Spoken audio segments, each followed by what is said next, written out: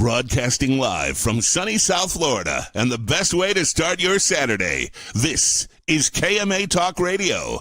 Life, liberty, and the pursuit of fine cigars. And now your KMA crew. The man with the scoop, William Cooper.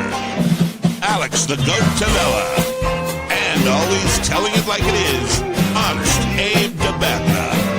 I like to smoke them like the Winston Churchill, like John Kennedy, yeah. Remember Coach Red Auerbach, smoked up for victory, yeah. Well, you can take my wife, you can take my car, but you can't take my big cigar. My cigar.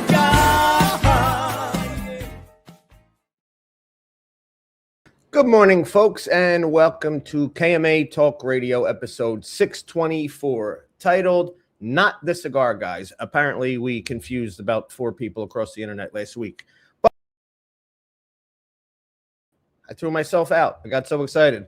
So, we have a thing. We have a thing going on here.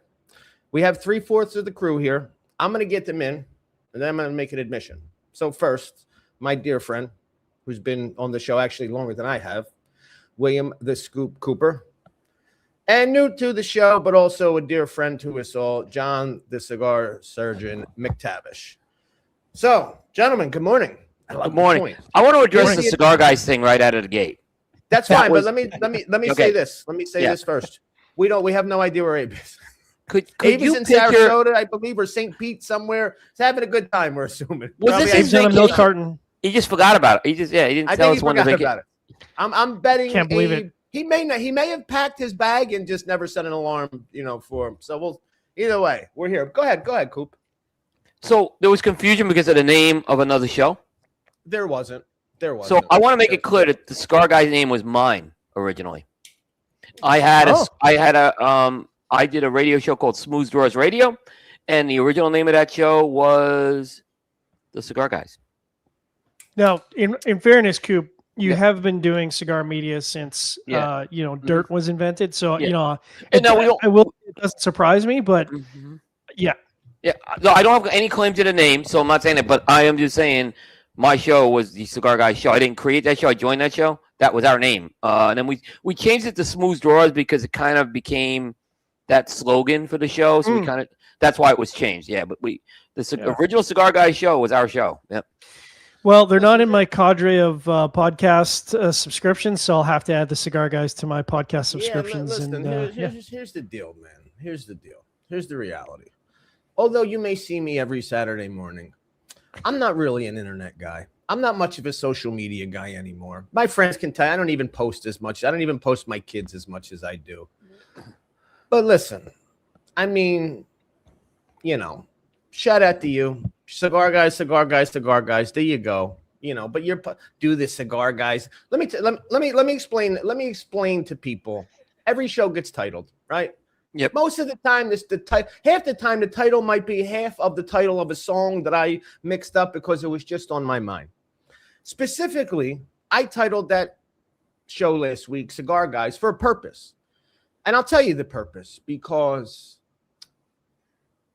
Just be honest. We get a little bit of flack when we have Michael Knowles on from people who don't care for Michael Knowles, and that's okay. Yep. What I always say to people is whether you agree with his politics, don't agree with his politics, it doesn't really matter because when Michael Knowles comes on our show, he is nothing but Michael Knowles, the cigar guy. Yep. Okay, so.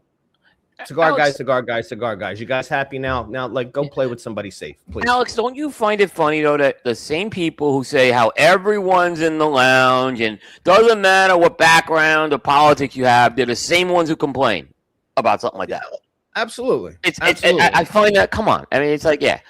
And he's nothing but Michael Knowles, exactly what I said. Right. Yeah. So, I mean, look, it's I think one of my favorite parts of doing interviews with Cigar Guys, people in the cigar industry. See, now I'm gonna have to not say Cigar Guys. I have to say people in the cigar industry is watching them light up when they start nerding out about tobacco, right? Because like how many times have you sit with sort of grumpy Saka, right? And grumpy Saka's like, oh, I don't know, my cigars. But then he starts talking about cigars and the blends and the tobacco, and you see him like he starts to get more animated and he's less grumpy. And I love to see that when people in the industry get so nerdy about cigars and the tobacco and the process, and I love that. It's so much fun. I mean, guy like Saka is great for that, especially get him tuned up a little bit. You'll learn about cigars, the process, and the back end of the business. And the back end of the business. Supposed to be done. Saka will tell you how the sausage is made. All right, listen, Cooper, it's big news. We might as well get to it. Yeah. We might as well get to it. Yep. All right, LeBron James is a 76er. Who? LeBron No, I'm James. just kidding. I know exactly who LeBron James is. Come on. LeBron James. Even I know who LeBron James is. Listen. Go ahead, Cooper. You first. Listen, I'm going to be 59 years old. The window's running out for me to win a championship. If I got to make a deal with the devil to win this championship. That's how I feel, Coop. Listen, that's how I feel. Am I a LeBron James fan? I got to make the deal. No, I'm not a LeBron James fan. I don't care for LeBron. Oh, interesting. I don't. Okay. I never was LeBron James. Listen, I have so many about LeBron James, and because there's a lot of people who absolutely hate LeBron James, and I get it. It gives you a lot of reasons. He's an unlikable guy. I'm going to tell you that. But you also have to say this for all of his unlikability, and he has a bunch of reasons to be unlikable. He's also been a class act. There ain't no LeBron. You never heard of LeBron James banging a hooker in LA and paying out people. I mean, he's been surly though. He has been surly, and I get that. Yeah, a shitty player, but pretty decent as a human being. I mean, I got to give the guy that. Yeah, maybe stiffed a few kids, but they all fucking have. Jordan played games hungover. Yeah, but I'm with you, Coop. I'm 44. It's running out. Now you don't get me a ring in 2 years. Get him the hell out of here. I agree. Oh, God. But this is and I get if you do not like LeBron James, you have every right to not like him. I get that you don't want to say he's better than Jordan, but this is the part that I don't understand. Oh, he's chasing championships. Is that a bad thing? No, how is that bad thing? It's all about winning a championship. Coop, that reminds me of the conversation when NFL preseason is up and they're like, what's your goal this year? And they're like, to win the Super Bowl. And they're like, oh, you think you're going to win the Super Bowl? It's like, I'm sorry, like, is anyone playing the game who doesn't want to win the championship? What are you talking about? Number two, we've all taken jobs here, right? You want to go work for the best team, the best possible place. Of course. Right. So how is this a bad thing going to work for the best team, best possible place? And then if he took the money, what would they have said about LeBron James if he took the money in Miami or Cleveland? Yeah. Oh, LeBron's chasing money. He was in a no-win situation because he's not a likable guy, and I get that. Yeah. But the garbage I heard from people about this is just say you don't like him and be done with it. Don't give me this. He's chasing. Okay, rings. so as the resident non-basketball guy, and I'm going to kind of represent the people in the comments who aren't basketball people. So first of all, and I apologize to all the Philadelphia 76ers fans out there, but I obviously take it that 76ers have never won what's the championship in basketball called? We have. It's the NBA. It's the NBA championship. 1983. They have won it. They have won it. Yeah. Okay. 1983 though.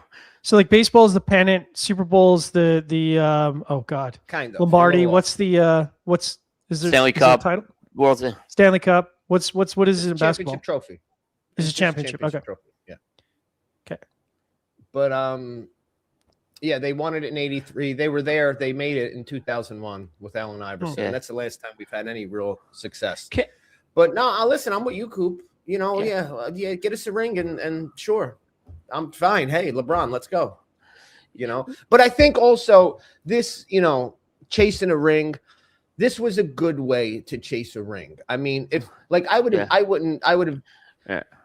Did anybody want to see LeBron James go play with Steph Curry? Like that would have been a shitty way to chase a ring with me. The guy torched you 3 times in the finals. Now you're going to go join his team to get a ring with him. So I think this was, he's got a solid group of young players who just need a LeBron James to get him over the top.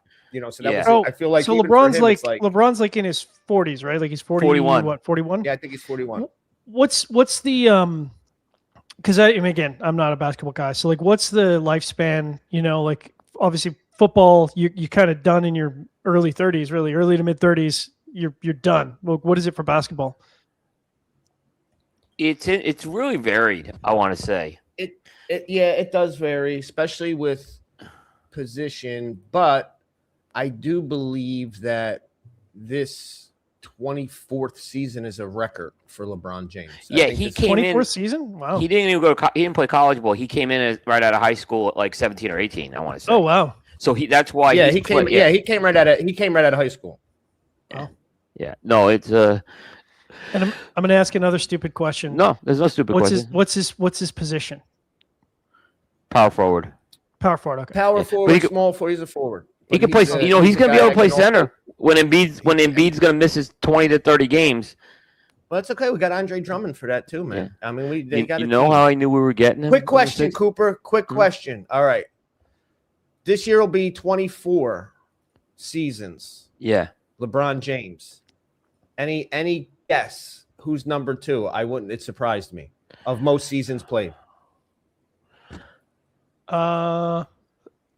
It's not Kobe. It's Is not it Kobe? It's not Kobe. No. But in that era, it is in that era. I'll give you that, Coop, because it's kind of a hard one. Kevin He's Garnett. a Boston Celtics guy. Kevin Garnett. Not Kevin Garnett. No. Wow. Vince Carter, 22 seasons. Okay. Yeah. You know how I knew we were getting him? Alan Rubin said, "I think Miami's getting him," about 2 days beforehand, and I knew he had a shot. He put the mush on him. You know what he said? I'm gonna call him out. He said at the end of the season, the Sixers should stand pat and not do anything. That was his answer. Look what they have done. They brought a new front office in that thinks out of the box. Wow. You gotta get that framed. Yeah. It's true though. Alan does have the He has this gift of being wrong. Well done. Well done. Philadelphia fans everywhere are cheering you on. I assume Philadelphia fans everywhere are cheering on because if you're gonna have a player in your team, you probably want LeBron. Yeah. So I'm gonna give you my Philadelphia take. And Alex, I'm curious on this. I hear they're gonna turn on him, right? And I think that's a possibility. The fans are gonna turn on him. However, there's one thing that the fans don't forget. When you want to come to Philadelphia, you're going to get a much bigger rope. And the fact that he wanted to come here, he's going to get he's going to have to say something stupid, which is going to ultimately take that away. But he's going to get a much bigger leash than most athletes will. So here's my temp read that I'm getting from friends and people. So there's the people that were LeBron fans. That are like, great, we got LeBron, right? You know? There's the people like us that are like, listen, my clock's ticking. Gotta make one to win. Because if it ain't this team, it's 10 years down the road that they rebuild. That ain't happening. In 2 years, the 76ers. And then there's everybody else that kind of has hated LeBron, that is kind of like withholding judgment, but they'll be first to bring out the axe if something goes wrong. Yeah. And, it's funny. Yeah. I actually wanted Abe on here because, Abe is a Jordan guy and from Chicago, and I'm kind of curious. But it's kind of funny. I hear this debate about LeBron versus Jordan. I will never take anything away from Jordan, but it's always the Jordan fans who are very sensitive about this. I don't ever hear LeBron fans saying Jordan's bad, but it's the Jordan fans that hate LeBron. It's a one-way battle. Is it because they're worried somehow that LeBron could eclipse Jordan? Like, where does that come from? You know what I mean? Yeah, I don't understand that. I think, Jordan's got the 6 rings. So I think there is something to that. LeBron's kind of the bad guy. I get that. But here's the thing. Jordan quit on his team in '93 because, to go play baseball. LeBron never – you can say LeBron – but the argument with LeBron is he's moved from team to team. That's the other argument. Right. Yeah, I was looking up his record when you mentioned this. So I was like, I don't know his history at all. So it looks like, he's basically got 6 years with every team, and then he kind of has moved on. So he hasn't really, I guess he hasn't really had that legacy where he's like, 15 years with any one team. Yeah, and that's the thing. Jordan he played for 2 teams. So I think that, and listen, personally, I agree. I put Michael Jordan above LeBron. I do too. I'm not taking anyone. if nothing else, nobody got to eat on Michael Jordan's watch. You know, there are top 50 NBA Oh, is he a players ball hog? who do not. No. I mean, other teams, other guys who are top 50 Hall of Fame NBA players do not have championship rings because they played in the Michael Jordan era. You know what I'm saying? Because he just can't killed really him. Karl Malone. Karl I Malone, got Charles Barkley, John Stockton. There's Stockton. a plethora of Hall of Fame top 50 all-time NBA players who They do don't not ring- have Shut up. rings because they just so happen to play. Who would have rings if Michael Jordan was not playing in their same era? Mm. You Yep. can't really say the same about LeBron. But I think the Michael Jordan argument thing is deeper than just Michael Jordan and LeBron. I think because the other argument is about the eras of basketball, and the younger kids try to say That's kind of how where I go. You this can't era compare. of basketball so much more. So I also feel that it's they're defending the era, and Michael Jordan is just the figure of that era. No, man, Michael Jordan's great. LeBron James is great. I put Michael Like I Jordan said, over LeBron I for said that the GOAT. reason. Yeah. I said I kind of was tongue in cheek with the GOAT yesterday because I just want to get people riled up, right? But I look at the GOAT as a generational player, not necessarily because okay, what about Bill Russell then? You go back to Bill Russell, Will Chamberlain, these guys, right? So it's hard to really tell, and there's a lot of years that passed, since Jordan played. Even though Jordan, I think, retired 2 years before LeBron came in, but Jordan was at the end of his career. And look, here's the thing we have to be conscious of, Alex. He is in his 40s right now. He's at the end of his career. So I think if he's the number 3 guy and could make some things happen as the number 3 guy, it will be great for the Sixers. So I just want to go back to something you said there, Alex, because I'm obviously a hockey guy.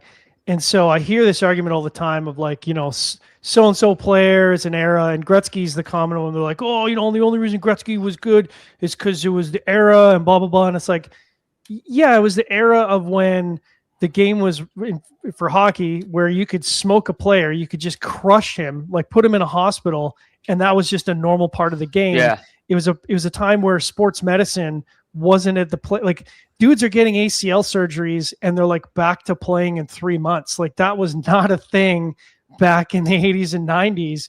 And so like, I think a lot of people who look at the era, they only look at, the sort of positives of the current era, and they don't see the negatives of the person who had to play in an era where a lot of the advantages of current players did not exist for players back then.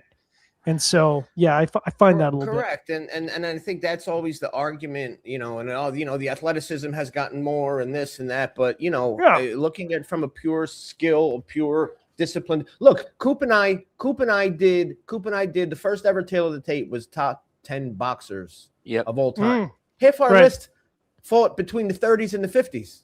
Right. Yeah. I don't need an era. We get into this era, and the game was different, but the level, doesn't mean the level of play was different. Right. The style of play is different. That doesn't make the level. The skill of the player, yeah. There were a lot of great boxers on that list and from different areas. That was the point of it. Yeah. Yeah. Well, I mean, really, what I always wonder is like, if you took a boxer or, basketball player from 3-4 decades ago, and you gave them current training methods, current, what do they call them? The guys who basically they're like a private chef. So like all they do is make your food, and they have a training regime and all this stuff that just didn't exist. I mean, imagine what you could have done with a boxer or whatever from the 1940s, and the guy had current sports medicine and all this training. Guys would have been straight up murderers. Like they would have been crazy. Did I freeze? No, especially in a sport like boxing. Okay. In a sport like boxing, especially, just considering, give a guy from, look, Henry Armstrong, number 2 guy on even a guy like, any of them, right? You give these guys who used to fight, these guys would fight like once every 3 weeks, sometimes twice a month. Yeah. Right. Now give them you give them today's 6 months.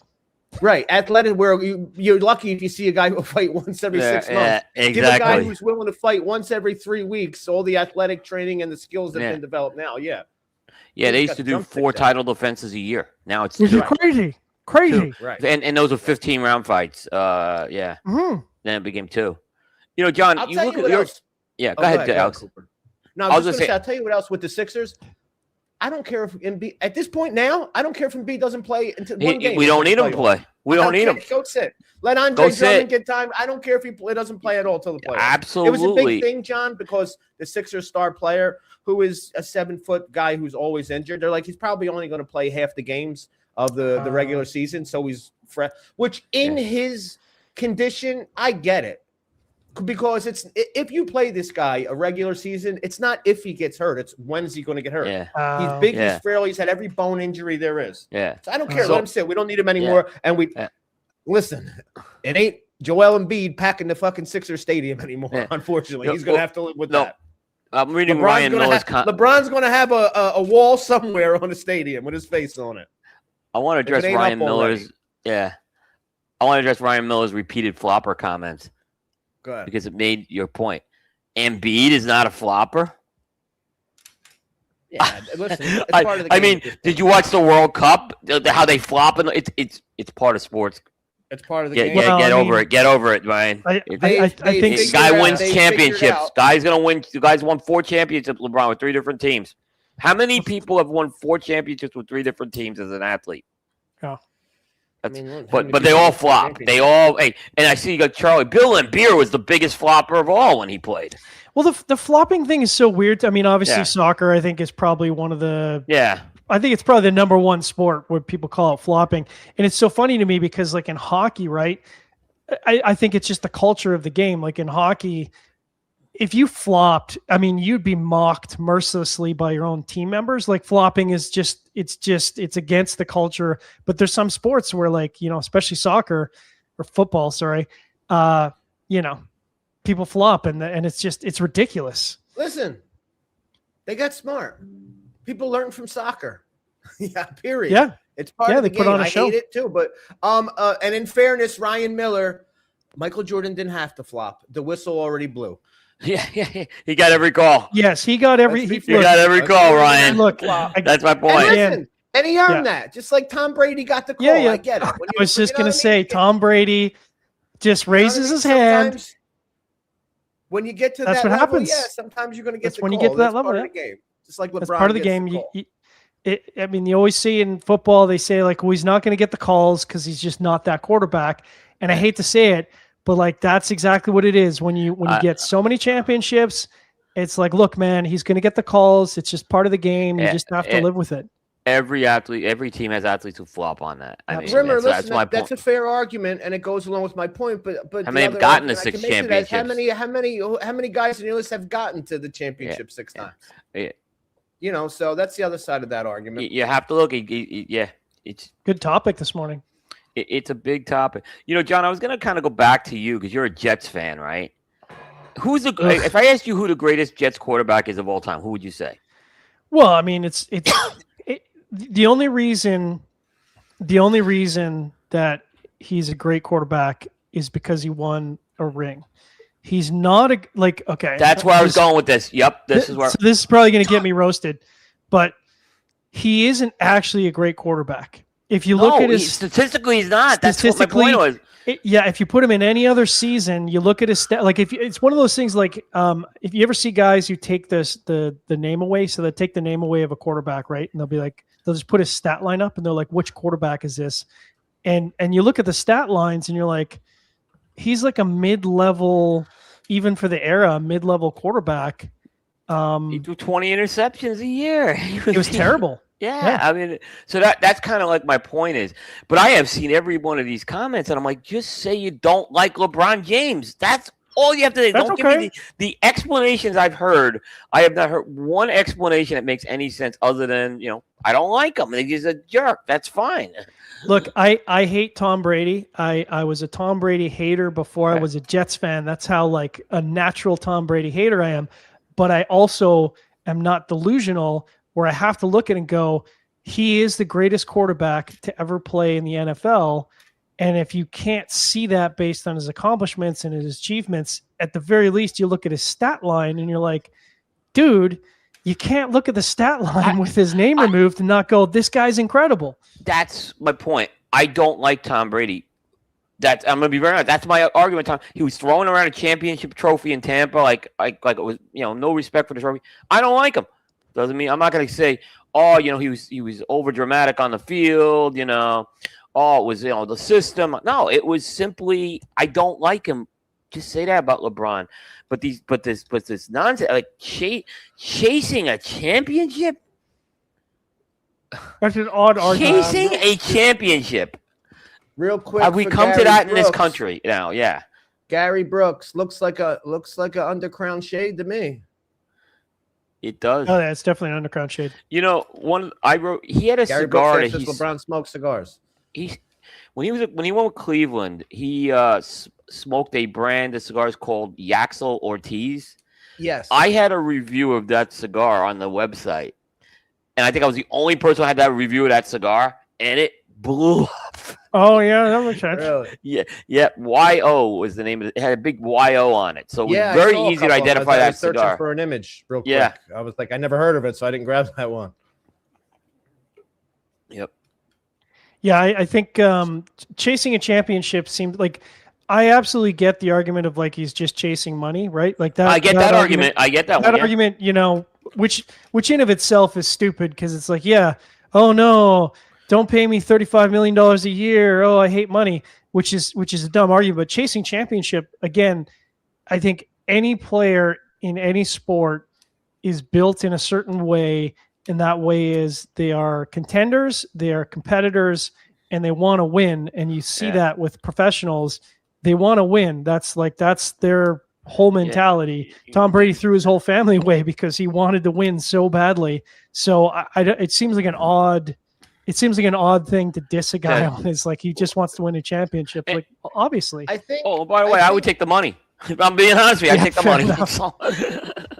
So I think the argument, and I think it's a fair argument, but I think the argument is, and especially when you look at how others did it, and it kind of goes towards the Jordan argument. If you're LeBron James and you want to win championships, I think the argument is, why didn't Dwayne Wade? You're LeBron James. Dwayne Wade should have been wanting to come to Cleveland. Why did you have? You know what I'm saying? Right. Bosch should have been wanting to come to Cleveland to come play with you. Why did you have to go to another team? Which, listen, in fairness, I kind of get it, and we kind of forget too. Like, he went to a bigger market. Michael Jordan, there's a couple of guys. Yeah, Michael, Kobe. Listen, people forget. Kobe wasn't drafted by the Lakers, by the way. A lot of guys made moves to get to where they wanted to go. Will Chamberlain was a Sixer and then he wasn't.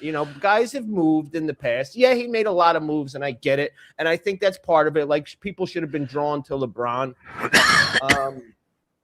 He did it in a stupid, like, quasi-documentary style, which didn't help his cause either. That was terrible. Right. That was a poor, I think that's what really hurt his reputation. It is. But, I look at, like, the cigar industry. I'm gonna pick a company. Plasencia is a good example. A few years ago, they hired a guy by the name of Jim Young from Davidoff. Jim Young was responsible for a big part of Davidoff's growth in the 2010s. What did Jim Young do? He started bringing in the people he worked at from Davidoff into Plasencia. Yeah. That's what you do. Again, Right. I don't think. What did LeBron do so bad? Trying to recruit people to join him? I don't understand what's bad about that. Well, no, that's what I'm saying. Rather than recruit people to join him, I think that he did the jumping instead of getting, He did the jumping and making that argument. Like, if you were that great, people should have been wanting to come to you. I think that Miami jump was the one that hurt him. I think when he went back to Cleveland, It was the way he did it. The way he did it. ESPN created a circus. I get it. Yeah, I get it. It is possible, and maybe he just didn't have the pull of the relationship with the ownership. Because I think you have to have a certain personality type to be able to influence. Like Tom, not to tout Tom Brady, because again, hate him, but like he had the personality where he could manipulate or influence ownership to say, here's what I need for a championship team, and you need to go out and get these guys and bring these guys in. And it's certainly possible LeBron just didn't have that relationship or didn't have that whatever DNA to be able to talk to a GM and say, look, I want to win a championship too, and in order to do that you need these 4 guys, so go out and get these 4 guys. But yeah, I mean, even like Cooper, you can correct, but I don't think Shaq got the hate that. And again, I think the way it was done. No, I don't think was part so. of it, but I don't It think was Shaq got the hate that he got when he went to the Lakers. No, because it was like Shaq was becoming this larger than life star, and everyone's like, "Oh, Shaq going to L.A. This is a natural fit for him, right?" Yeah. So it was a little different. I think it was definitely different in that case. That being said, as an outsider, I do think LeBron, whether he's done this on purpose or not, but I think he always has kind of had this bad boy not mentality, this sort of image, right? Like he's always had this kind of bad boy image.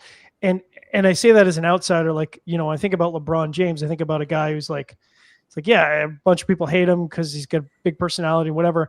But like, I couldn't say, you know, it's because of this one thing. It's because, you know, he punched a guy in the face one time. Like, there's no one thing where I could say, yeah, he has a bad rep because of this thing. It's just, you know, that's just, yeah. Isaiah Thomas was one of the most hated. I mean, I never sort of hate on it towards Isaiah Thomas compared to what I've seen with LeBron. We also got to be honest too. And again, if you want to make that argument, but if we're going to make the argument about LeBron and the jump to Miami, we got to go back and then make that same argument for Kevin Garnett and Ray Allen and who was the other one? Paul Pierce. I mean, they were the first big three, you know, three stars that got together on one team on the Celtics. So if we're going to give LeBron shit for the jump to Miami, those three should get the same shit for jumping to the Celtics. How about Ohtani in baseball jumping to the Dodge? You know, he took the money, right? So it was the opposite, right? So what happened? I didn't see it. It's part of the game. It's part of the game. I'll take the Sixers ring. I don't care. I don't care who I'm gets it. going to take the ring, yeah. So how long do you think it's going to take for the team to sort of ramp up and be at the level where they can get to not necessarily win the championship, but get to the point where they're like in the championship discussion and competing at that level? Like how do you think it's going to be right away? No, this is win now. This is the Sixers have been a good enough team and they just needed the piece. They happen to get two pieces this season. This is unless mutiny will happen in Philadelphia. This team doesn't win a ring, go deep this year and win a ring by next year. They have to get to the finals this year. They have to get to it is ring aspirations this year. Yeah, this is championship or bust. Could you imagine if this team goes out in the second round? Yeah, no, LeBron. Then you'll see like they'll be calling for LeBron's head. And listen, this guy's played in Philadelphia before. I think he knows what he's walking into. I am not a fan of the coach. I am not a fan of this coach. And and Pete Johnson raised a point yesterday that's valid. Can he control these five there's five big personalities now. He's gonna have to somehow get this under control. Well, you know, the thing is, Coop, though, winning, I think, is one of those things where, and this is true of any sport, is when you start succeeding, right? When you start getting those big wins, that energy, that culture sort of evolves out of that, because I think when guys start winning, they start believing in themselves, they start believing in the team, and so it just kind of falls into place. But when you start losing, you know, that's absolutely when things immediately come off the rails and the team falls apart and the coach loses the room. So they're going to have to start winning big right out of the gate for sure. For sure. But, you know, I think that they probably will. You know, one thing I got to say, and, you know, listen, the Sixers have a great fan base, and they put on a great game. But I've been to Miami Heat games as not a LeBron James fan and just being not even a Heat fan, just going to the game. And there is an electricity with LeBron James in the lineup that those players are going to understand very quickly. And I think they're going to realize we got to play it this is different. This ain't how we played last year. So at which they'll either sink or swim. We will see. Like I listen, this could also, let's be honest, this could also turn around and be absolutely disastrous. As Philadelphia sports fan, none of us have let that go out of the back of our mind. No, but don't forget the other move was the Jaylen Brown move, who's probably the best player on the team. Yes. So that's another. Like, I think this team was going to contend without that. But, you know, I see Michael Rimmer's comment. When Kevin Durant joined the 73-win team in Golden State, he's 100% right on this. Sometimes, it's going to be up to getting the personalities. John, lot of people interested about your cigar this morning. right? People want to know. People said John smoking an AJ. I mean, I do like AJ. I don't smoke as much AJ as you. I do like AJ. I like particular AJs because what I'm looking, I mean, I think AJ's got great tobacco, and I think some of the greatest blends have come out of AJ's factory, but it's one of those things where I feel like the blends really need to be worked to get the best out of AJ. And when they do, they're bangers. And so I saw this in I call it my tickle trunk because it makes me laugh. But this is the AJ Enclave broadleaf. And for those who have smoked it, I mean, they know it's a banger. For those who haven't smoked it, it's probably one of the best broadleafs out there in my opinion. And I think it's got 4 or 5 years of age on it probably. And I saw it at the top of because I really struggle sometimes first thing in the morning, like what am I going to smoke? And I saw it listing there. It's a torpedo, which, I like torpedoes. It's a box press. I love box presses. And a broadleaf first thing in the morning with a coffee. Yeah, forget about it. You smoking this morning, Cooper? No, I'm in the hotel. That's right. I'm in Miami, so yeah, I'm in a hotel. So well, what's everybody else smoking while we're here? Throw it in there. Let us see what you're firing up this morning. What else is going on out there? What else is going on with you, Cooper? I know you're traveling right now. Oh yeah, yeah. Cooper, you're down here.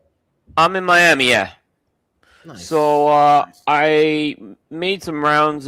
We had a media briefing with Altadis this week, so they gave us a media FaceTime.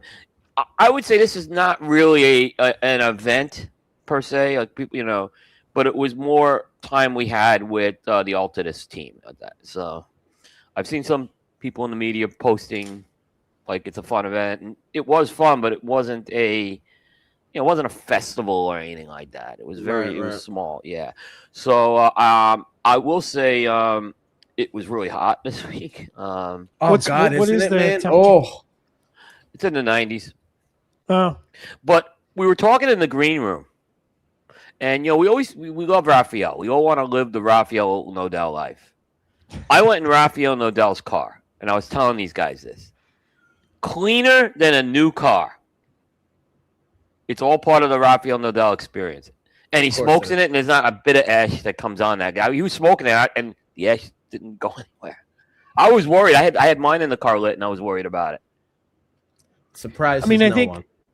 Yeah, I was just going to say it doesn't surprise me at all. I mean, Rafael definitely always gives off that vibe of like, here is a very well put together dude who is very attention to detail about how he dresses and how he sort of is perceived, but he does that sort of naturally. So when Coop said like, yeah, his car is like better than brand new, like literally if you drove a car off the lot, it looks more messy than his car.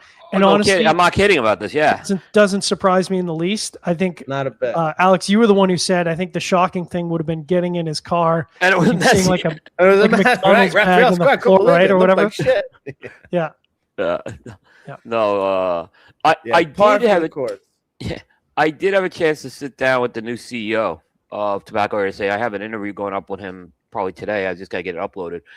I have two takes from this. Number one is I think he is going to be he's very dynamic, right? Even though he's got this quiet, dynamic personality, and he's been on the job for 100 days. He reminds me a lot of Glenn Wolfson at Drew Estate. I was just going to bring that up. Yep. Very similar in terms of their demeanor. A good listener. He's a very good listener, and he's been on the job. I interviewed him on his 101st day on the job. 101st day on the job. So he is definitely learning. When any new CEO comes in, there's going to be change. It happens. So that's part of organizational transformation. So, but he seems like he's learning the business well. He understands the business, and he is a really a very personable guy. Well. I got to say, even just in doing stuff like that, you know what I mean? Media, Altadis is really, I see it from the lounge side, just even from the, from Boynton being a casa. Whenever you need something, whenever they're apart, it's not just, Yeah, they have a really good team. And I'm like I said, I'm pretty lucky. Like, I wish, like, we need, like, there was a lot of feedback we gave them on stuff in terms of their business and how they interact with the media. There was a lot on that. So I felt that we were listened to. And, like I said, it was, the one highlight I'll tell you is that Monte Cristo Conquistador is one of the best Monte Cristos I ever had. Really? I'm really curious when you get your hands to smoke on this. I think they did a hell of a job on that one. So, and that's how it kicked off with a launch party, the first night. So, like I said, it was very good. A lot of it was that was focused around that. And then yesterday, Christian Aroa came in to talk about the collaboration with us. Nice. So.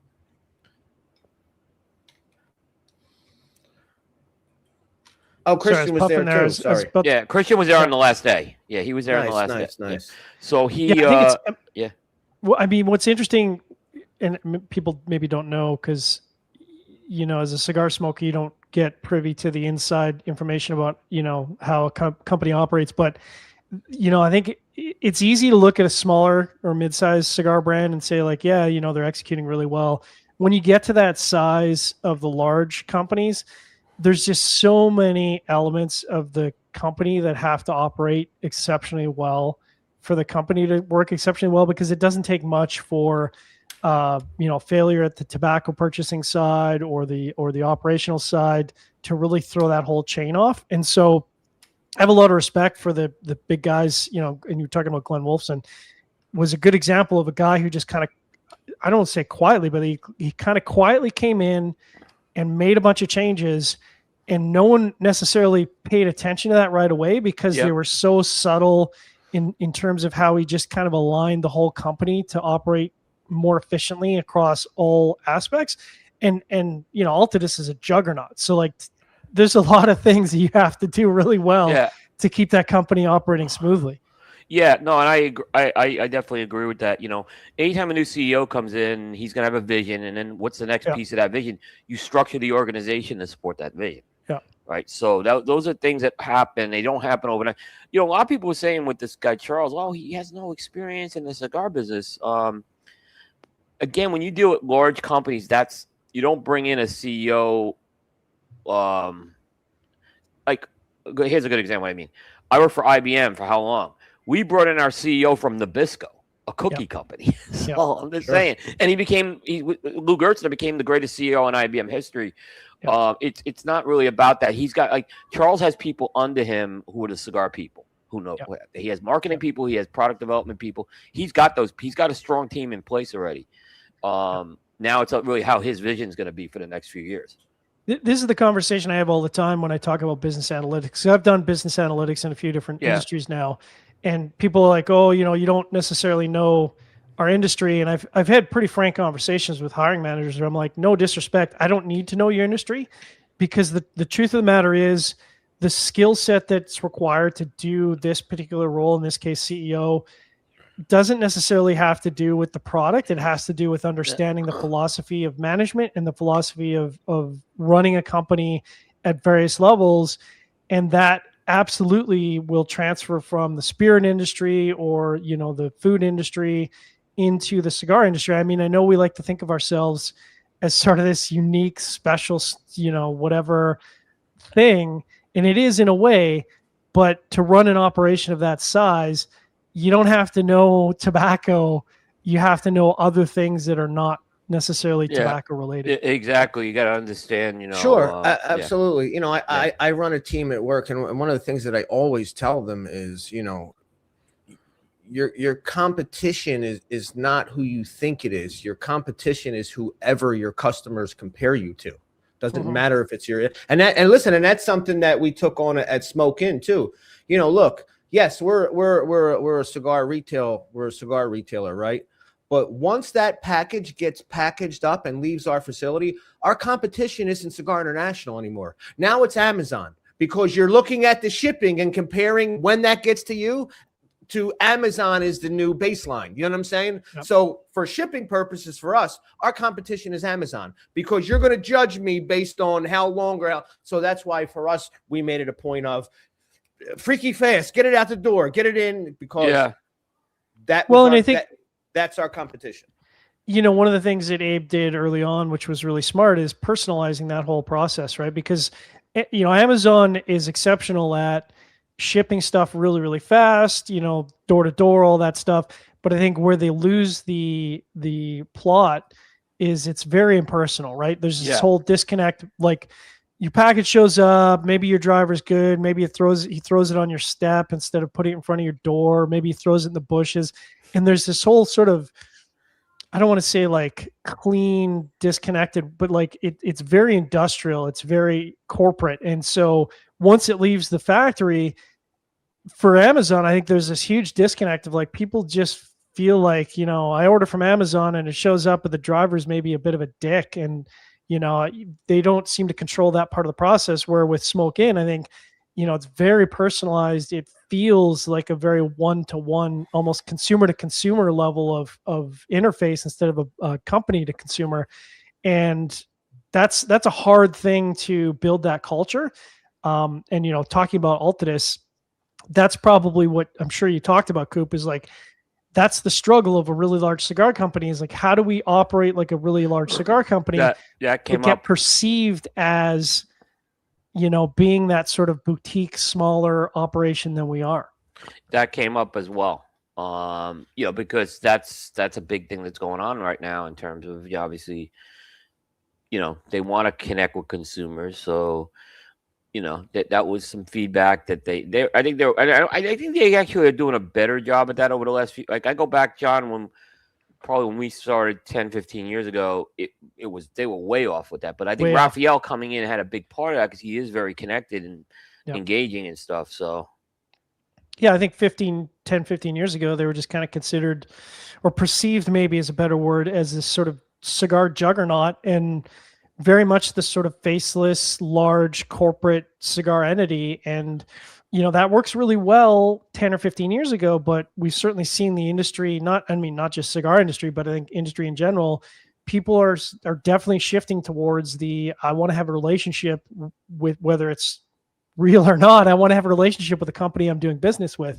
That's what keeps me coming back. And that's hard to foster. That's a very difficult thing. It's hard to do that. Yeah. You know, I think that's the key. That's really the key for any small business.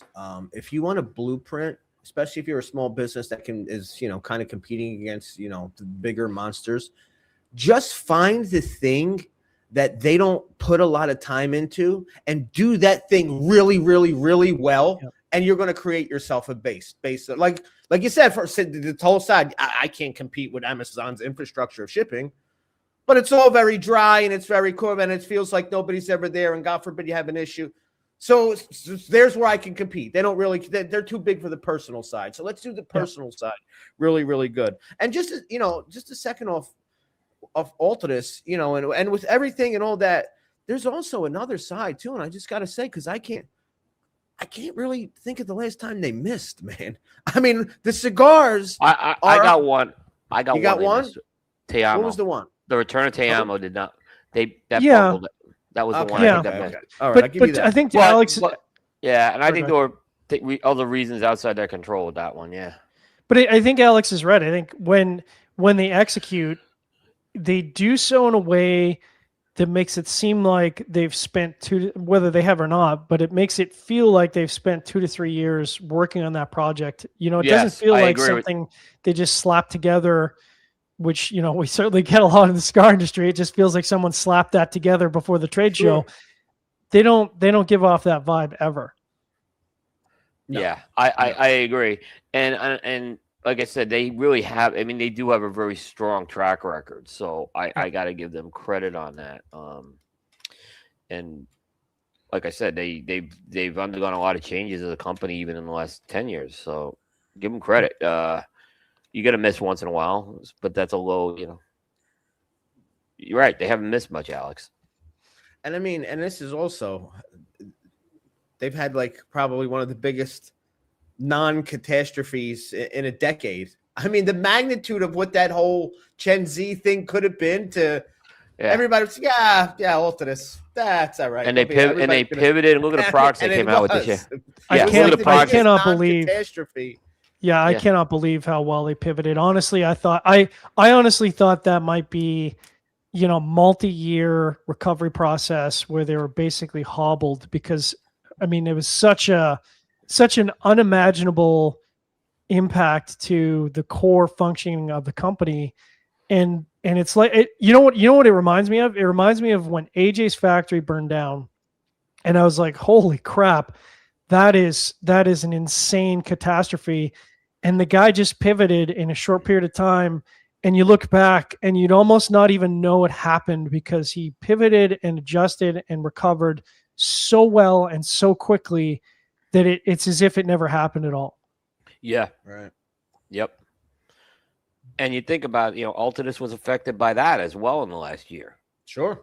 So they've had a lot of adversity. They've able, and like I said, I think they had a great year of product. I just smoked that H. Upmann Sunrise was a good cigar. I like Sunrise. So yeah.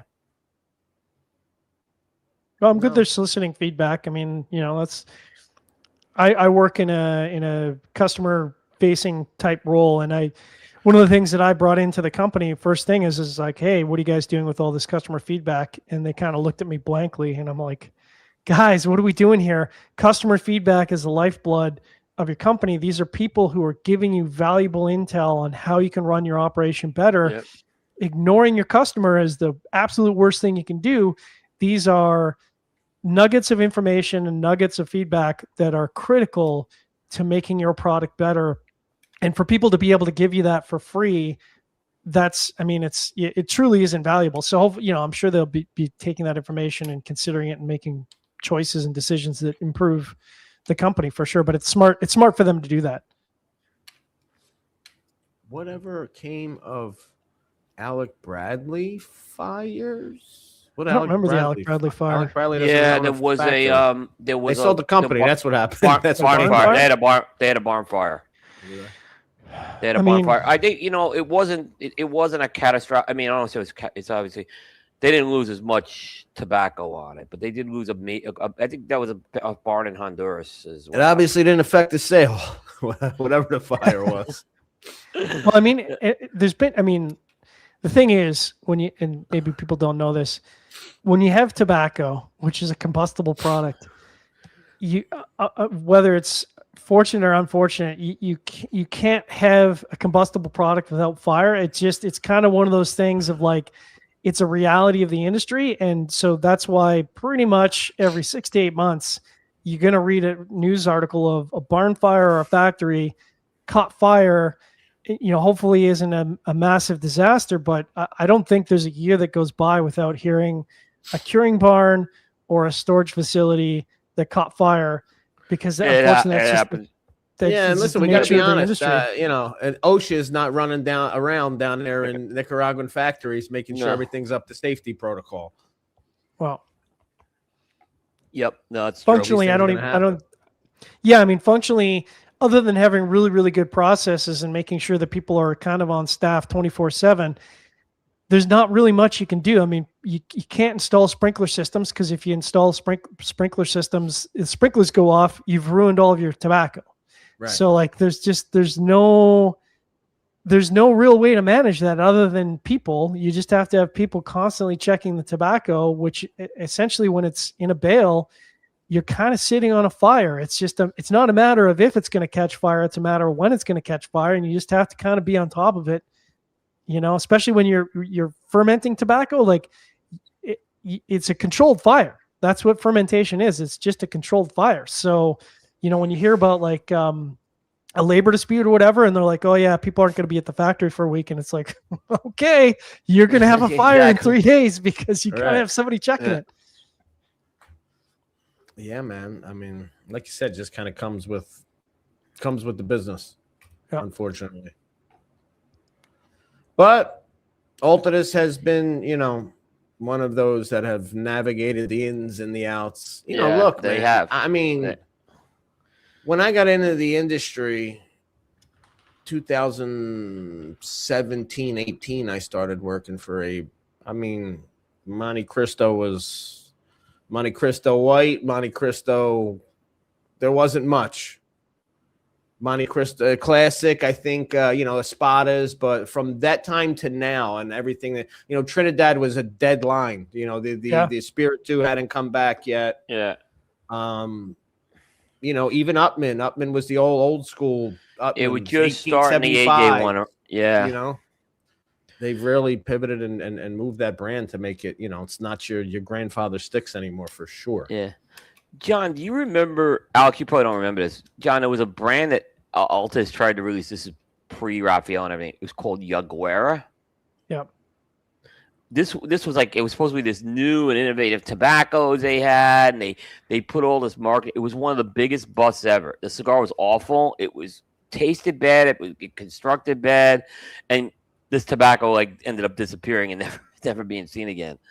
Yeah, I feel like what it was a combination of because look, at the end of the day, as exciting as new product is, it is a very traditional industry, and so when you try to do kind of, it's a weird name from a brand that kind of is gone by the wayside. Nobody even knows how to say it, and then you try to do a bunch of stuff that's quote unquote innovative for tobacco. I think it's really hard in the market, and I say this as a guy who doesn't run a tobacco company. I think it's really, really complicated and challenging to put all those things in place and execute. You kind of have to do little steps. You can't do big steps. Look at how long it took for Foundation to get people to say, El Wednesday properly, and that was just the name of the cigar, right? You have a weird name, you have unusual tobacco. That's a tough sell. That's a really tough sell. Yes, it's a very tough sell. I agree. Oh, I think I found We're at that point. I did find it. I did find it real quick before we go to break. Didn't I find it? Did I not find it? No, I didn't. I lied. I thought I found the. Come on, where is it? Damn you! Do you have a new commercial? Somebody talk while I find this picture, will you? Forget it. Ain't that important. I thought I found the picture where I did, but I can't get it up. All right. Anyway, stick with us. We'll be right back after the break.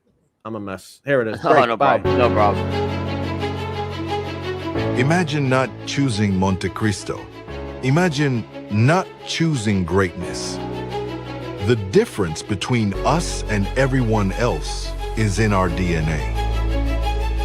The flame of Monte Cristo never extinguishes, because greatness is more than high ratings and exceptional cigars. In greatness, there is history, development, and constant innovation. Choosing a Monte Cristo is not choosing the easy way. Choosing a Monte Cristo is deliberately choosing the best option. Since 1935, we have strived for excellence. Our brand is backed by thousands of pickers, bunchers, rollers, salespeople, and aficionados like you. Choosing Monte Cristo is more than simply choosing the best. It is joining a family that believes in greatness. It is knowing that Monte Cristo evolves with the times, but still maintains our values and storied traditions. Choosing a Monte Cristo is choosing not to settle for less than the best. Lighting a Monte Cristo is taking a trip down memory lane, yet enjoying the moment and getting excited about the future. Imagine not choosing Monte Cristo. Imagine not choosing greatness. Now our story continues. Without forgetting where we came from, we are creating the future, one blend at a time. Here's to the past, present, and future. Monte Cristo. Then, now, forever. Surgeon General.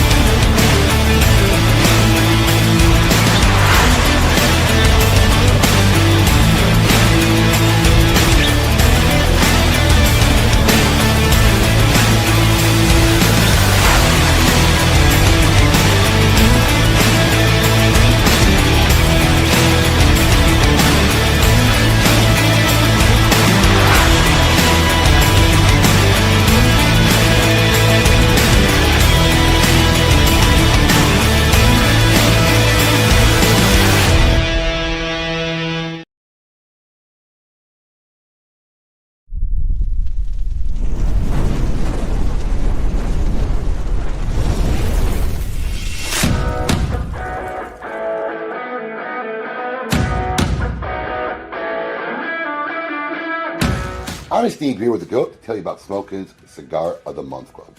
Alex, tell our fans out there why our club is the best darn club out there. Absolutely. I'll tell you why. Because every month I personally handpick 5 premium cigars. No filler, no fluff, no fugazis. These are all premium handmade name brands that you can find in any brick and mortar store in your area. All delivered to your door for $34.95.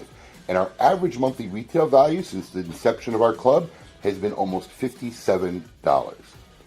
Another great feature of our Cigar of the Month Club, Alex, tell them about the ease of our Cigar of the Month Club. I'll tell you, I hate subscription services. It's always a pain to cancel them, turning them on. We've made it super simple. All you gotta do is log into your account. There's a little green button there. If it's green, you're active. You want to take a break, you're going out of town, simply hit the button and you'll deactivate your membership. Want to turn it back on? The exact same easy process. You can turn it right back on. We've made it that easy for you. Another great feature is our Double Down Club. Alex, tell them about the Double Down Club. We had so many of our members reach out to us who really enjoyed our selections every month that they wanted to know there was a way they can get 2. And we've made that very simple. With a simple check mark, you can get double this great selections every month and save $10. Does our club have perks? Of course it have perks. You want to tell them about the perks? As a member of our club, every month there's a special discount code where if you like any of the selections, we will offer them to you, so you want to come and get some more, you can get them at a special discounted rate for our Cigar of the Month Club members. And finally, expedited shipping. Tell them how fast we get the stuff out, Alex. We get the stuff out on the 28th of every month. Our membership bills on the 28th, and we get every member's package out on the 28th if it's a shipping day. 5 great reasons on what makes Smokin' Cigar of the Month Club the best club out there. Check it out. Peace. Hey, I really appreciate you doing the video with me. Thanks. Oh, yeah, you're welcome. I mean, you didn't let me get a word in, but whatever. That was great. It's perfect.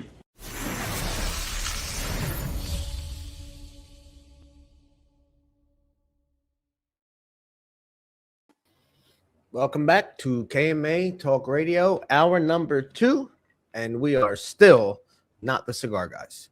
What's going on, gents? What's going on? Could you imagine, though, if one of us pulled what Abe did today?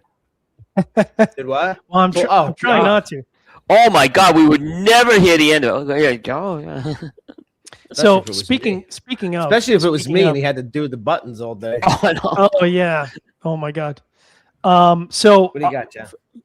So obviously our temperature right now does not compare to Florida in any way, shape, or fashion, but it has been unusually hot here. It's in the high 80s, and the humidity is like hitting kind of the high 60s, low 70s, which is both very hot and very humid.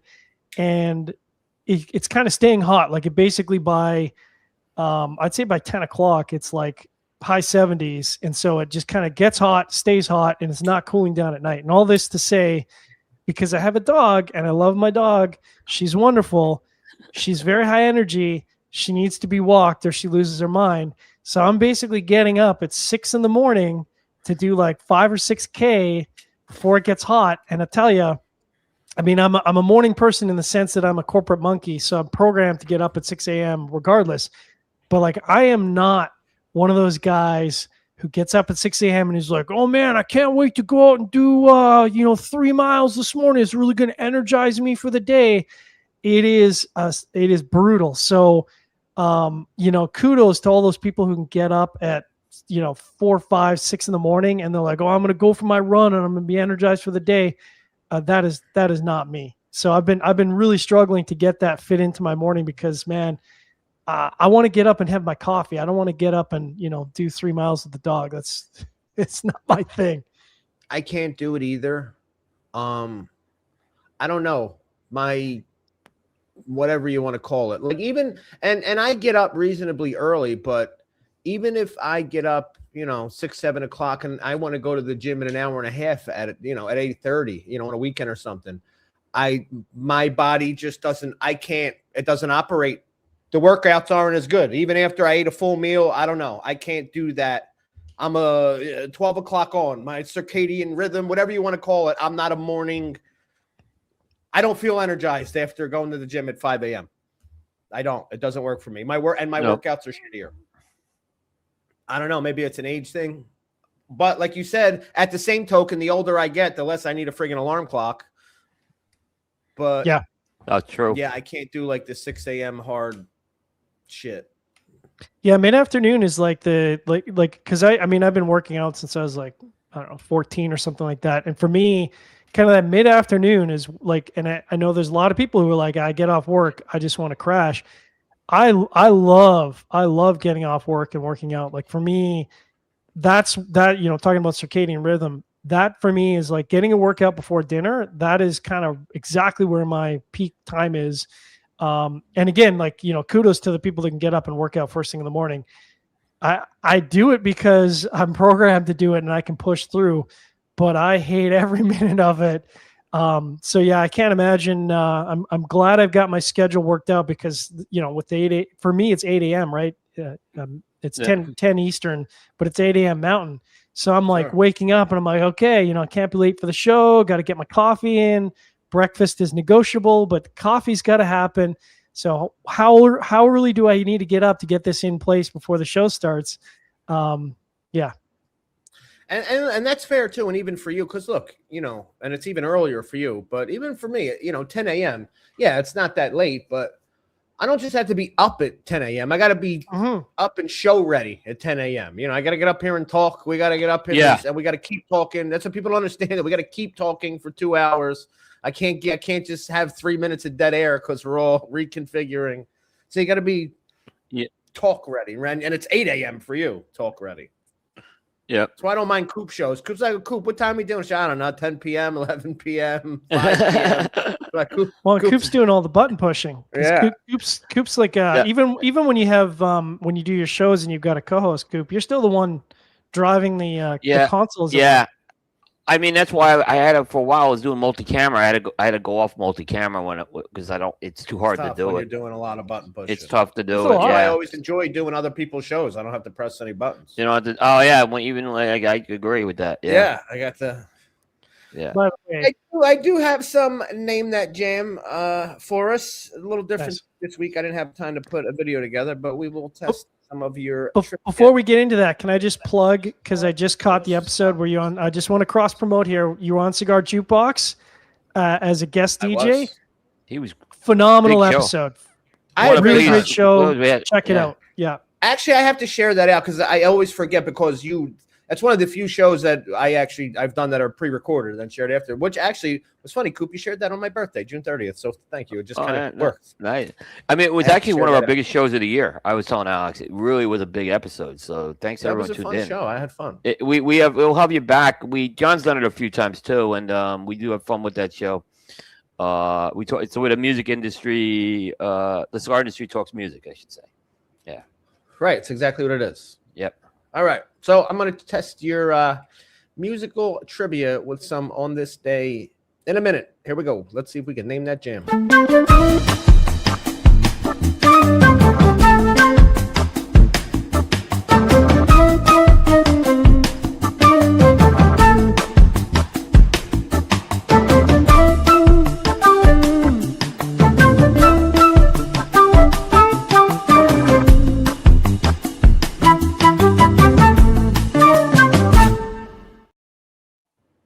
All righty, we're going with some On This Day.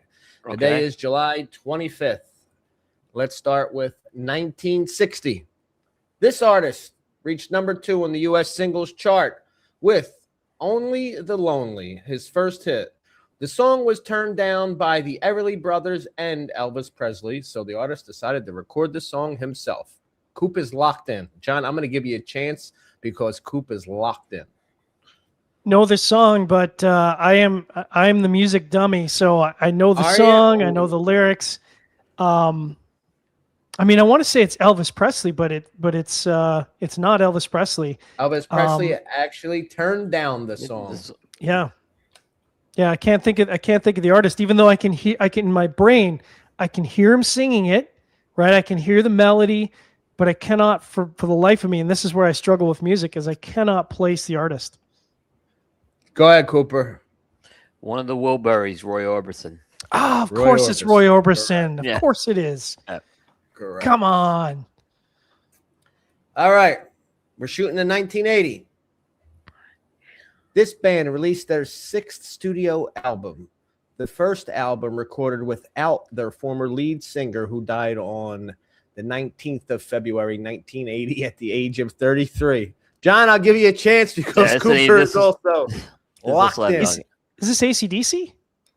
Correct. Yeah, you got it. Yeah. Nice. AC/DC. See, because now you're kind of into my realm of like when I really started to get into music. Man, let's just say I don't know that there's another band out there that pivoted as well as AC/DC did, because he was an amazing frontman. And for them to pivot and arguably build on the success, losing their frontman like that, I don't know that there's a lot of bands out there that have ever been able to do that. Sure. I agree. All right, John, this is one I think you're going to get because this was a one-of-one occurrence. 1999.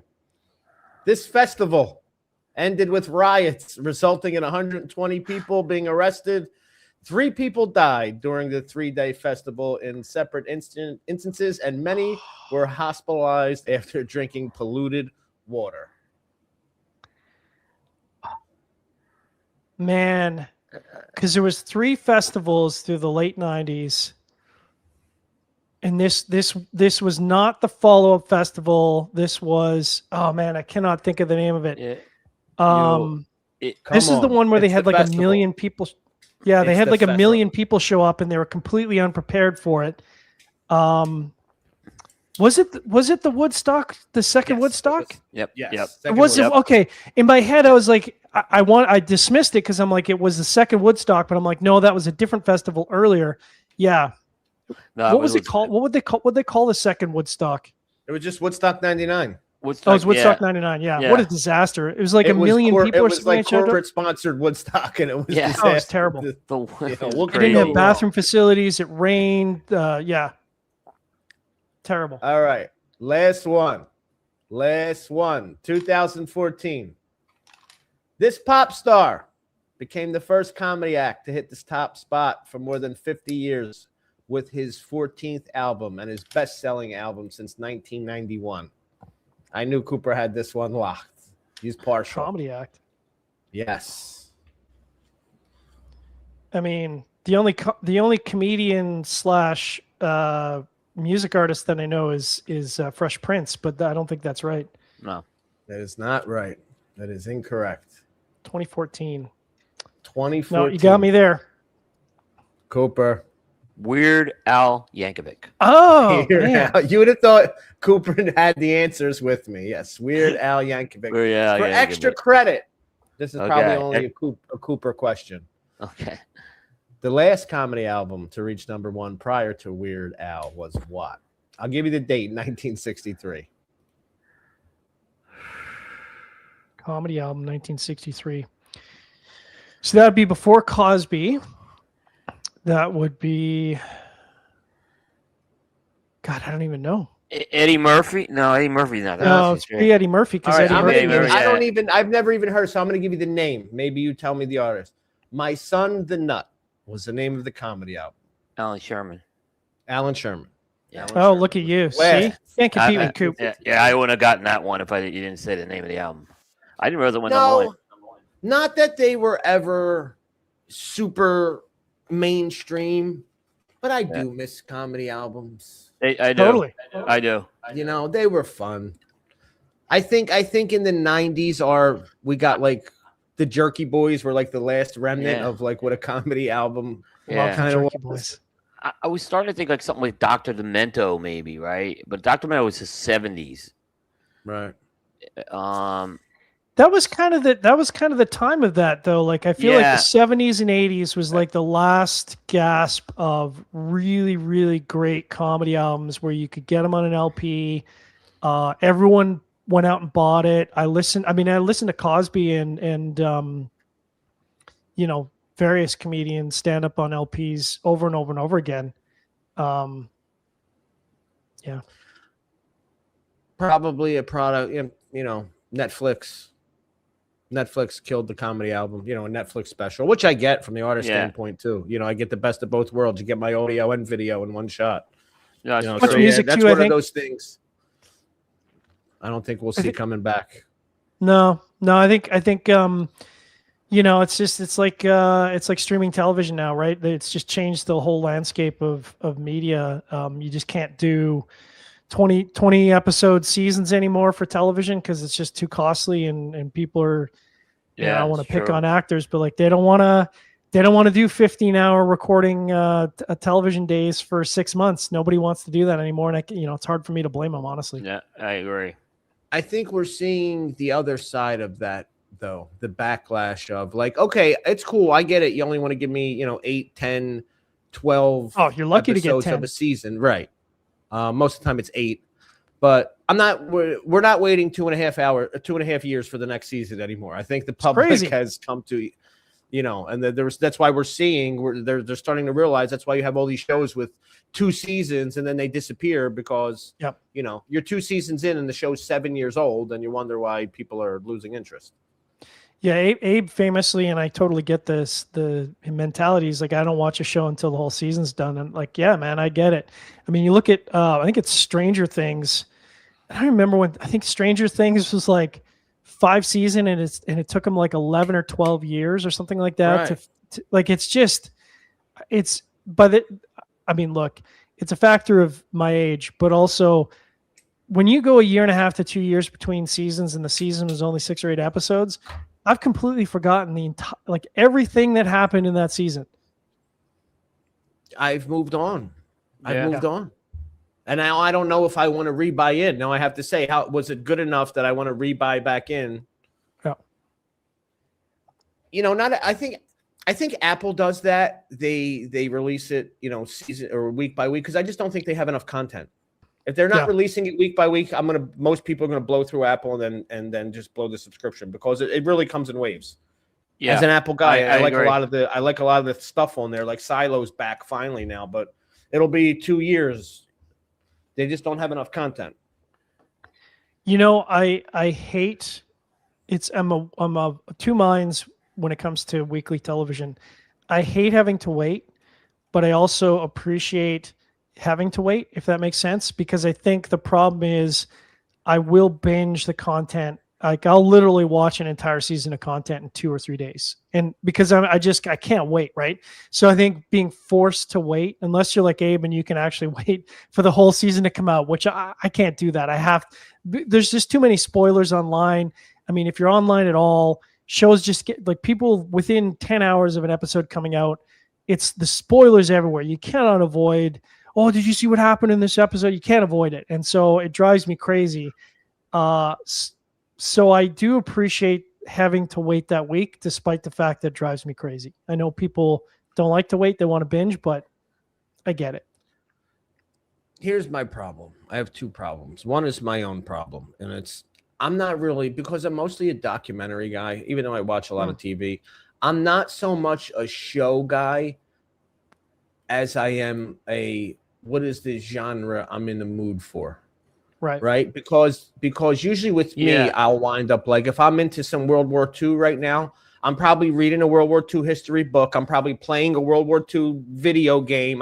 So I'm in the World War II. If I'm in this World War II show and then the next season doesn't come out in the, 2.5 years, I may be in Ancient Greeks 2.5 years from now, and I don't even wind up watching that show because I'm really not interested in the topic anymore. But the other thing I don't like with a lot of series nowadays is the season finales. At least usually with a season finale, you have to give me some type of climax and some type of teaser. And I get it. But I feel like a lot of these shows, the climax is becoming less and the teaser is becoming more to come back to next season, Yeah, I agree. Climax was such a side mission climax that it was like you really didn't. I'm having that problem with Severance on Apple TV, which I love. I think Severance is great. Yeah, I need a little bit more. We're like 3 seasons in. Give me a little bit of what we're understanding. And stop throwing in weird filler episodes. All right, that whole mountain episode where they were like on this weird company. That was a filler episode. Apple does that a lot too. They have these strange, like off plot but kind of in the realm episodes. I always said The Sopranos was teaser free though. It was. They never. They had a. Yeah, they never did that. Like you never were like had to wait till next year really to see what happened. No, you waited till next year to see what the aftermath of what happened was. That's what you did, but you had some sort of closure. You know, the only one that came close is when Tony and Carmella split in that Whitecaps episode. That's the one that I think was maybe they teased it a little, but you knew they were going to get back together at some point. Literally for every season except the close of the show, which was the biggest teaser ever. It was the only thing they didn't close out. They closed out every season except the last episode Exactly. Cooper and I are, around the same age where we, I think it's funny when you go back to watch kind of old shows, right? And you can almost feel it. Like, even though I'm not paying attention to the episode, you can feel where this is a midsummer break episode because it's just set up, like you say, with that sort of teaser of like, they're trying to hook you because they know you're going to stop watching the show for 4 months and it's not going to come back onto the fall. And the whole episode is just designed with that sort of waiting for the shoe to drop. And you had to tune in again when it picked up in September and October. And there's so many classic shows that are built that way. You can just see it in the design. Right. Yeah, I agree. Right. Cooper, how's the news? We got some news, huh? It's I have 3 stories and I have one I didn't cover that we could talk about. So it's mixed, I'd say this week. Yeah. Little news story and a little tabloid. Yeah. Let's check out the scoop of Coop. Hey, yo, what's my theme music? The Scoop with Coop. Breaking industry news. Hear it first on KMA Talk Radio and cigar-coop.com.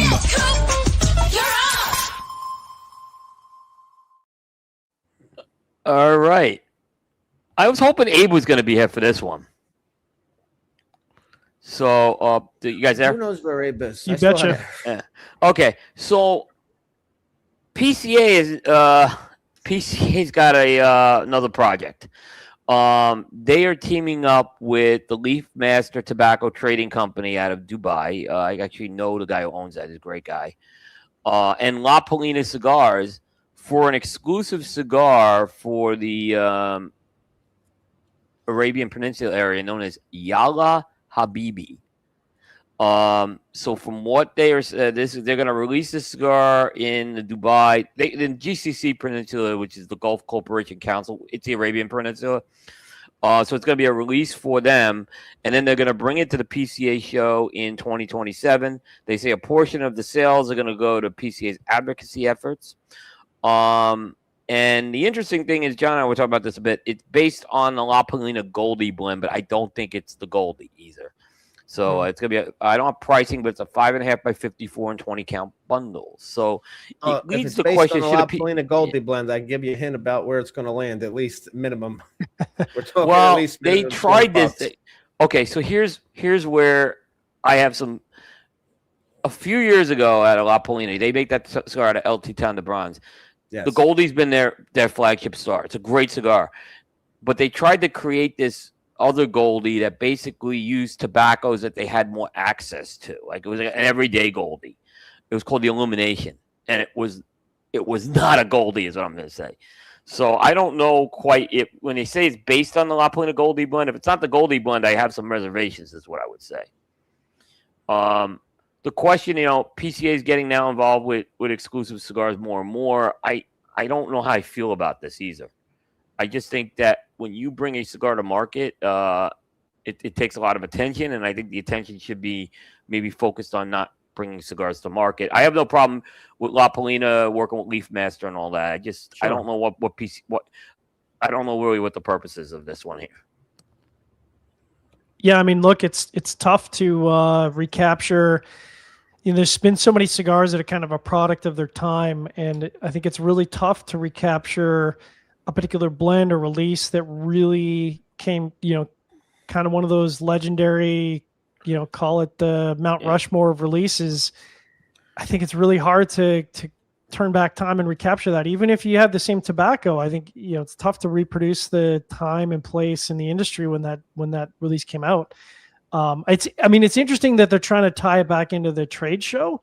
So we'll keep an eye on, see how that plays out. But, the trade show is still quite a ways away. Yeah. I have more to say on this. Okay. So You know, La Polina, you want to talk about not connecting, right, with people. I love the people at La Polina, great people, right? And they've had some really great cigars. They have just been invisible as far as I've seen as connecting with their consumers, with media, whatever you want to say. And in the U.S., and then they're going and doing this project in Dubai. Doesn't make sense to me. What are we doing here? Is my question. You know, I just they're not connected. Yeah. You know, even with what you guys were talking when you were talking about the Goldie, it just made me like think of something, right? You know, if I look at La Polina, you can say what you want, but I'm calling Goldie their premier cigar. It absolutely is. Cigar. It's a flagship cigar. Yeah. Yeah. It's almost one of those things that they need to leave alone and I feel like you'll never hear Carlito say this is based on the Opus blend. No, it's either an Opus or it isn't. And your Goldie is that. Like you have that in the Goldie. There's La Polina and then there's the Goldie, right? Yeah, there's that's Fuente when they and tried then there's Opus. Yeah. And when you start, it's based on I just feel like you never hear Carlito say it's based on the Opus blend. They called it something else. I get it. Yeah. But premier. The only company that did it but they found a way to make it work was Drew Estate with Undercrown, with Liga. They did. They found a way to make it work. They had a whole story of the factory floor and everything with that. And actually, it was a pretty good cigar. So, but it's also, this is not Liga. Look, you want to tell me it's based on the Goldie blend and it's $10? Goldie's a once-a-year release, right. But that's the thing. Liga's $20, Undercrown is $10. So it was also this is very clearly not based on Liga, but not that. Now you're going to tell me this oldie-like blend is similar in the same price as the Goldie? Give me the Goldie then. Yeah, exactly. That's my feeling. You know what I mean? If I'm within $3-4 and you're telling me this is like the Goldie blend, and I can just get the Goldie for a couple. I'm just going to get the Goldie. Yeah. I think where you kind of lose the plot for me is that there's been this international push, right? We've seen that over the last few months. There's been this international push for festivals internationally, for releases in particular areas like Morocco. And I think as a cigar smoker, not a media guy, but as a cigar smoker, what I keep coming back to is the question, why should I care about this release? And that's I think where I struggle is I don't know why I should care. And I feel like I shouldn't have to reach to, and maybe it's just me not paying attention, right? But at the end of the day, I go, why should I care about this release? What is it about this release that I should be buying into it or being excited for it? And I don't know that I should have to reach for that. I feel like that should kind of be built into that process. And they don't have a picture really of the lost cigar. on me. They don't have a picture of the cigar yet. They didn't have the. I'm gonna get in trouble for this, but I'll say they didn't even have the size of the cigar until I had to contact the PCA. And if you look at some of the other people who covered this release, you won't see the size of it in there. I actually had to find out what size of this, and that's how off. I mean, you need to show this cigar if you're gonna do great packaging. Show it. I can't get excited about something just saying PCA is doing a cigar with La Polina. I can't. And this is where I'm saying I think they're in over their head as far as right. It's a one-time release for the U.S. because they're gonna have the trade, but it sounds like it'll be a limited release for I think I could say one time for the Arabian Peninsula. I gotta tell you, maybe it's because I'm getting older, but I get less and less excited about one-time releases. I do too. I don't want to. Look, I don't have. This is the entirety of the cigars that exist in my home, people. I buy cigars and I smoke them.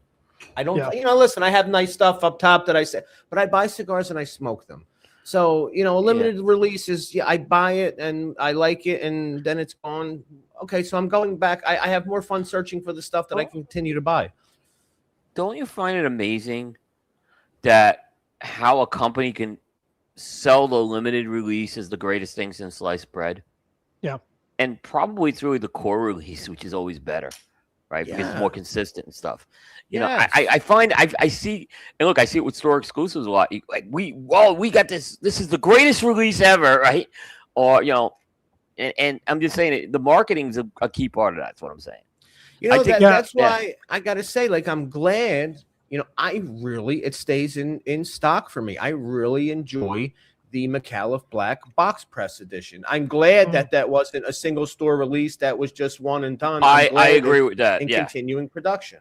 Right. I agree with that. Look, I think some of the micro blends have been fun that you guys have done at Smoking. Sure, it's fun. They're fun. And I get it. Limited releases are fun. But I look at micro blend as a brand. Okay. Right. Exactly right. Yeah. That, you know, not as each one of those as a brand is what I'm saying. Yeah. Right. Yeah. I think as I've gone on as a cigar smoker, and Coop and I have talked about this endlessly, but I really struggle with the limited editions because to me, a limited edition has to be the culmination of a project or the extension, as you say, Alex. It's McAuliffe Black in a particular size or a particular offering that isn't otherwise offered. And so to me, it's like, well, if I connect with the McAuliffe Black, I'm excited for this one limited offering because I already like the core brand. But when you have a brand and you come out with limiteds, and you know there's certainly companies that come out with multiple limiteds through a year, I get tired of chasing limiteds. And so if there's not a connection with an existing line or something that I'm already tied into that brand with, it's hard for me to get excited and want to chase these limiteds and you know reach out and extend my collection because that's just not my thing. So you can't just have a limited in a vacuum. It only works for a certain period of time. And I think people get tired of limiteds, right? They do. And guess what? If there's the one that I think people don't get tired of is Fuente. Yeah, but that's because I mean you could argue that their whole brand is kind of based on this concept of limited production, right? They have the regular production stuff, and then they have their call it the core opus, which is always limited. Right. But then there's like these one box releases that go to the stores, right? Right. So and I don't think people get tired. One box is not an exaggeration. Now the guy who's figured out limited. The thing too, even with that, Cooper, it looks like a limited. The box is limited. Right. It's you know what I mean? You're buying a full package. You know, those projects aren't meant for a guy to go in the stick and go in the store and buy a stick. You're buying a complete piece with those, you know what I mean? Yeah, I agree with that, for sure. And the guy who's figured it out is James. I see the comment, James Brown. I mean, he has figured it out. He's more. I would say he's small batch. He does everything in small batches. So but he also doesn't flood the market with, you know, he doesn't have 6 limiteds a year, right? You got 2 or 3 products that are quote unquote limited production, still attainable, right? So like you got your Bishop's Blend, which is kind of one-time yearly release at a time where he's not putting out a bunch of other product, so you're kind of prepared for it. I mean, Pete Johnson famously for the Monster series, right? It wasn't flooding the market with limited monsters. It was, you know, this is coming one time a year. It's a one and done project, and so I think that can be done in a very thoughtful manner. But when you're coming out with a limited or a shop exclusive every 3 to 4 months, that messaging gets pretty tiring pretty quick. At least for me as a cigar smoker. Yeah, I agree. For sure. And Randy, you nailed it. Yeah, whether it's limiteds or shop, like I like, right? You repeat it once a year. You can make a limited amount a year. But even Pete, right? Even though it's a different cigar, right? You know, monsters are coming once a year. But I mean, you know, if I'm not that excited, if your core line hasn't been exciting for a while, dropping a limited isn't going to help you. I thought the best thing was like we were talking about Pete, you know, when he did Tuxlas and Corojos, and some of them were regular production. I thought that was an exciting new direction to take with that. So, you know, now I just, you know, like I said, when I mean, this is sacrilegious. I don't get excited about these soccer one and done releases. I'm sorry, these single store release. I'm sorry. No, I'd rather see. I know. I'd rather see the stuff he's doing and expanding his core lines. But I think I mean, in defense of Sokka, I think what he's done he's done it in a very thoughtful way. And I will say there's a lot of corollary in my head to what James Brown has done with Black Label, is that he isn't flooding the market with these limiteds, right? He's doing almost like what James Brown has done, where he's got his core line of Black Label Trading Company, Right. and then he's got sort of the art studio of Blackworks, where he comes out with these projects that are limited More production. Yeah. Right. And I think Sokka's done the same thing. And he's certainly complained about sometimes those limited projects take on a life of his own. And he doesn't like that because they are supposed to, like with the red meat lovers. But I think if you can do it in a thoughtful, considered way, the market doesn't get exhausted by that. And he's managed to navigate that very well. I think That's true. Yeah. Yeah. I agree. What else you got, Cooper? Coop? All right. While Speaking of radio production, comments. What do you got? Speaking of regular production, Casa Carrillo is shipping the Ascend. So the Ascend is something that we saw at the trade show, and it was a new line under Perez Carrillo, which is like where you see Pledge and Encore and La Historia. It's meant to be I think the price range, they're hitting it right with this one, $12.75 to $14.95. So, and the Perez Carrillo lines are, like I said, those are in the packaging style of the La Historia, etc. I think they're the best-selling cigars. This is I don't know how excited I am about the blend, at least the wrapper. It's an Ecuadorian Habano wrapper over Nicaraguan binder and filler. I noticed Corojo 2012, they told me, in that cigar as well. 3 sizes, Robusto, which is called the Saddle, Ridge, which is the Toro, and Peak, which is almost a Gordo at 6 1/4 by 58. So these should start shipping to stores as we speak. Actually, I smoked one last night. How is it? Oh, look at you! It was good. It was good. It was just good. It was okay. It was good. I'll smoke another one. You guys are they in this? So they're in the store. Or they landed already. They're in the store. Yeah, it was in the West Palm store. I noticed. It landed somewhere between, I would say, it wasn't very overly strong. What's the green one? The Allegiance. The Allegiance. I would say if I was going strength, probably in that range. Not as heavy as like the Historia, but yeah, it was good. It was a good cigar. Do we know about the blend info at all? Yeah, it's Ecuador Habano wrapper over Nicaraguan binder and filler, and one of the Nicaraguan fillers is Corojo 2012. That's cool. So I'm guessing where they're getting that tobacco from too. Was I right in the picture? It looked like it was box pressed. Yeah.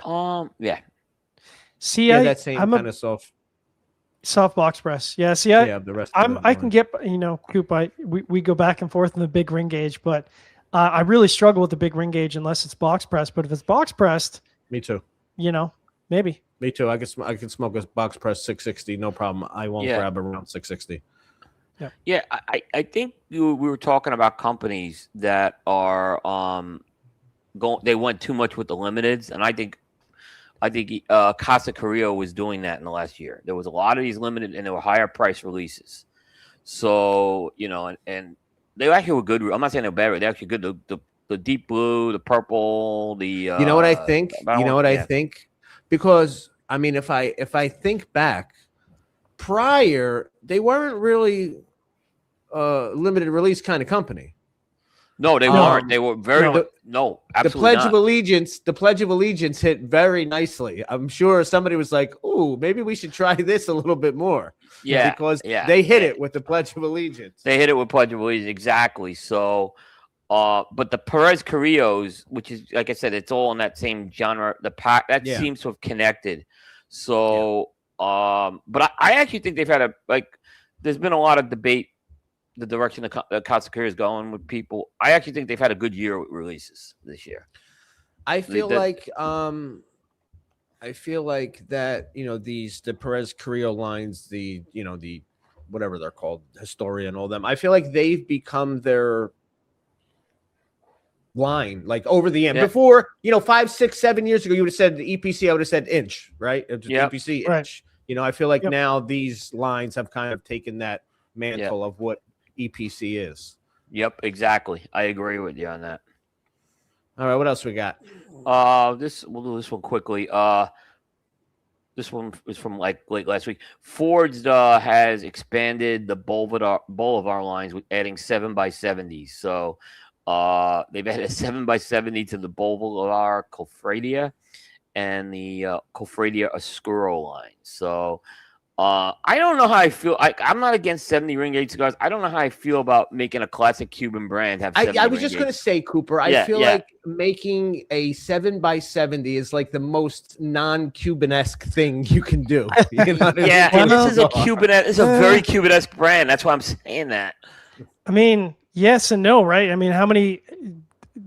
Well, Cuba is Cuba, but man, they really have gone for that large ring gauge market over the last 5-6 years. Disappointingly for me, because I think they were all about the classic sizes back in the day, which I preferred. But I mean, they kind of have gone to that kind of larger than 54 ring gauge is kind of the standard now. So like 56, 58 ring gauge is kind of the standard. And the weird thing is, as a former retailer, we're talking 7x70. I mean, I know it's a big cigar. It's a digger. It always shocks me how well they move, right? Digger. Like it. Yeah. Yeah. They move. They do move. There is a market for it. There is a market of people who really like those bigger ring. I'm not that guy. I think there is, but not in that brand. This is where I think, like, you wouldn't put, like, okay, I could see Room 101 doing it, right? Not, I could see, maybe CAO doing it. Boulevard, why? What's the purpose? You just even if the cigar is really good in that size, I don't get it. Yeah. Yeah, to your point, Coop, you kind of have to have built up that market to create the demand for that cigar in that larger size. So you'll find out really quick whether it sells well, because it'll be either be on the cut list for January, February, or it won't, right? Yeah. Right. That's one thing we know for sure. All right, Cooper. You got a last but not least. All right. So I'm going to say I did not cover this on Cigar Coop. I do have the In fairness, but I thought it was a good discussion topic. Okay. Sure. Yeah. So I'm going to read this.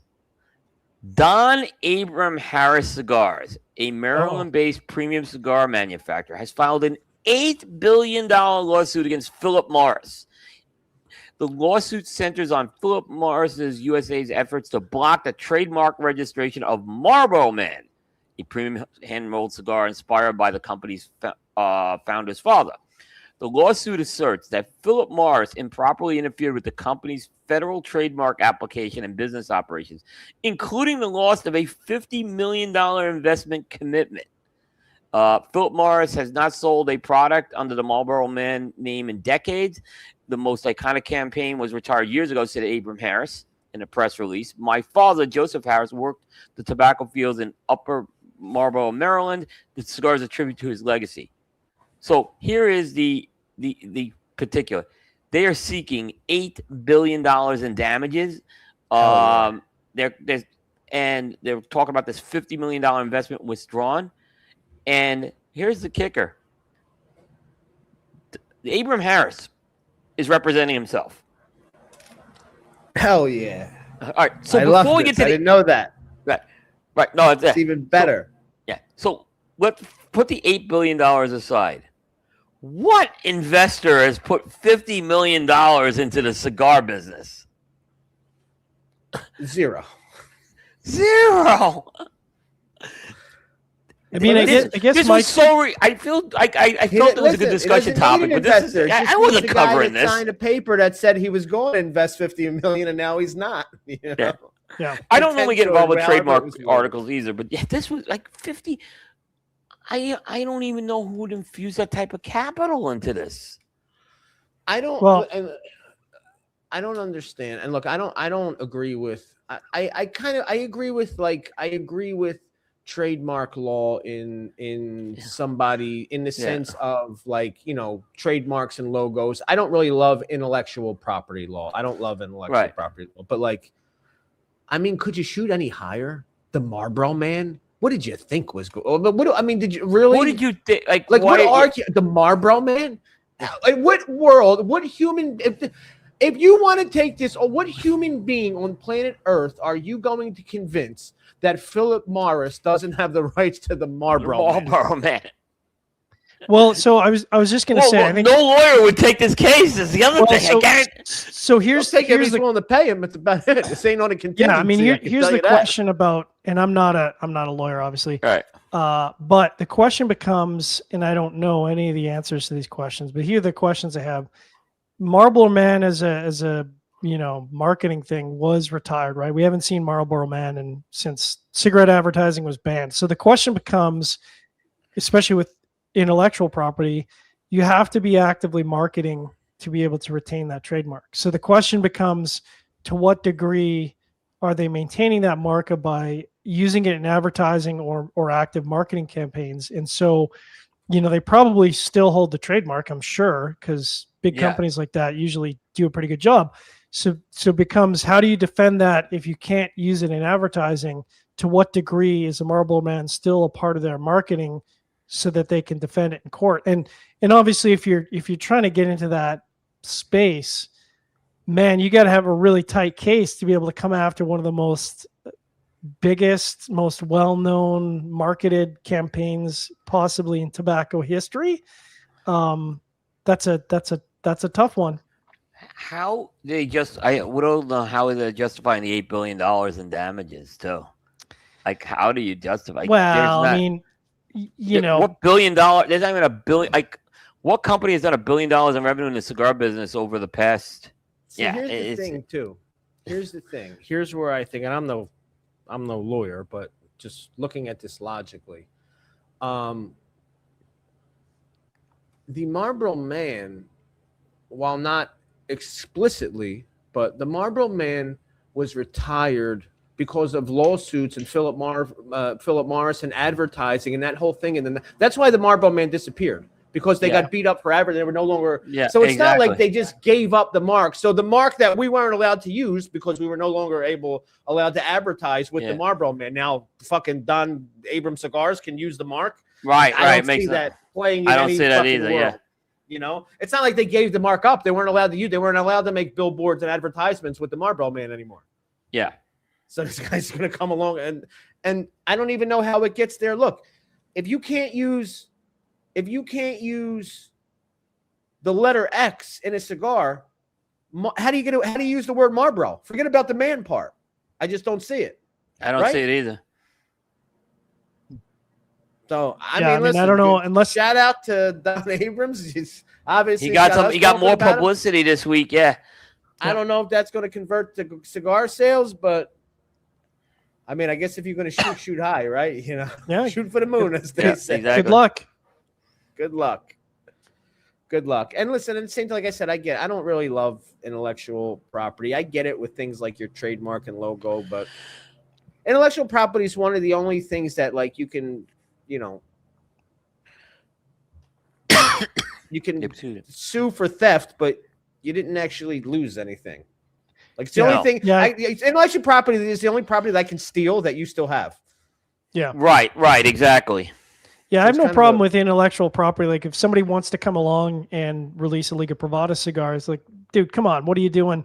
Because it's an actively marketed product that's available, that's recognized. And so, for me, where I lose the plot on intellectual property is, like, if you're not actively producing that product, it's not in the market, and it's not being sold, how much is that intellectual property really being used? And that's where I kind of get in a bit of a twist, is like, you hold the market, but you're not using it. So it's not really in the market. And I think that's where the conversation comes in of, like, you're using something that nobody else is using and hasn't used in a decade. Right. That's how much is it really being used? But yeah, I would say maybe my issue is more with patents than intellectual property, Anyway, was that it? Yeah, that was a tabloid story. That's all you got, Cooper? You muted yourself. Mute. That's it. Yes. That's it. All I had right. the cough button. Couldn't do it. Yeah. A little bit of news and one tabloid. So for more news, always rumor and teaser free, be sure to visit our friend William the Scoop Cooper at cigar-coop.com. Right? Got that right. Yeah, absolutely. All righty. No tail of the tape this week yet. I got to get my list to you, actually. I got to get my list together, too. I have a list. I just have to chop it down. Yep. But with that being said, we do have a little bit of would you rather to get us out Nice. of here. So Yeah. let's see the fine folks at Drew Estate.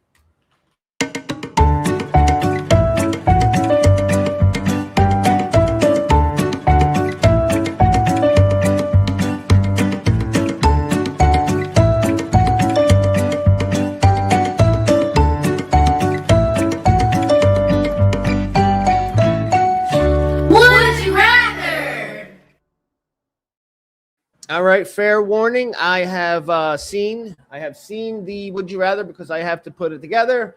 I'm out on this one, and I'm telling you, Coop probably is too. Okay.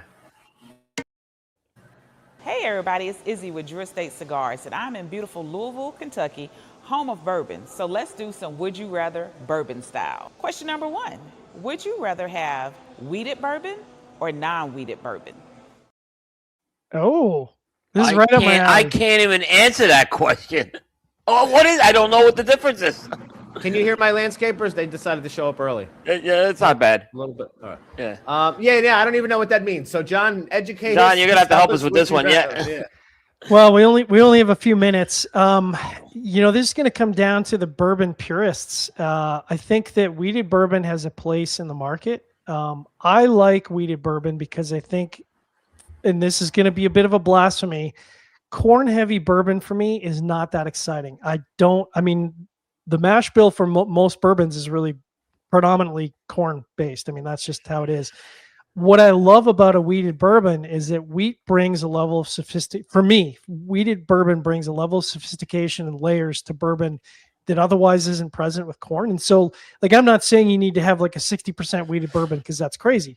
But if you can have a mash bill that's, call it 60, 70% corn, and then you throw in 20 or 30 wheated bourbon, I think you create something that's really interesting. I don't think of it as kind of a regular production product. I kind of think of them as maybe a limited offering or an exclusive offering. I love wheated bourbon. I'm because I'm a Scotch drinker, I like the sophistication of it. So I'm totally down with wheated bourbon, with the caveat of I don't think you can make it as a regular production product because it eats away at your core line. But wheated bourbon, totally, I'm on board, 100%. Well, Cooper. Okay. Yeah, all right. I don't have any opinion on this one. I don't know. Listen, not against it. I don't know. I'm not informed in that realm. I don't drink. Yeah. I'm learning, but I didn't even know that. So, I saw a comment from Ryan on Weller. It's good. I've had Weller yet. So, Yeah, well, good stuff. Yeah. Well, folks, that'd be about it for today. If anybody sees Abe, tell him we said hello. Yeah, thanks, Abe. Have a good time. Other than that, we will see you fine folks next week.